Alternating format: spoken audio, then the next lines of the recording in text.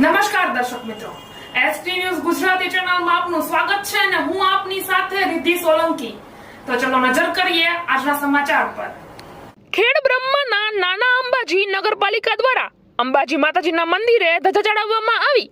સાબરકાંઠાના ખેડ બ્રહ્મા નગરપાલિકા દ્વારા અંબાજી માતાજીના મંદિરે ભાદરવી પૂનમના મેળાના શુભ પ્રસંગે 14ના દિવસે ખેડ બ્રહ્મા નગરપાલિકા દ્વારા ખેડ બ્રહ્મા માતાજીના મંદિર ખાતે ધજા ચડાવવામાં આવી.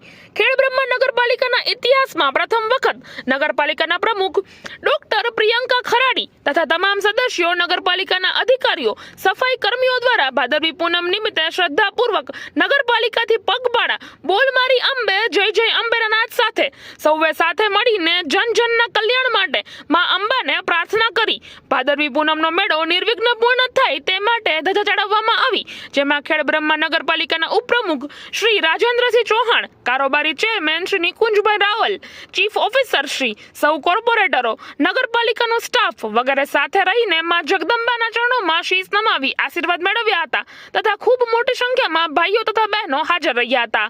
પ્રેસ રિપોર્ટર પરેશ શર્મા સાથે એસડી ન્યૂઝ ગુજરાતી, તલોદ, સાબરકાંઠા.